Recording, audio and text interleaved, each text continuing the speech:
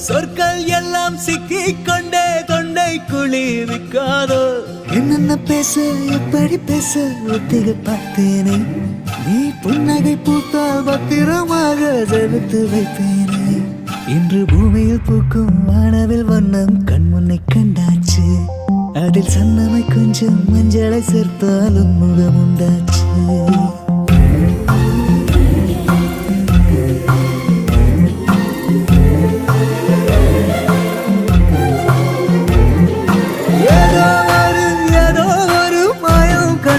என் முன்னே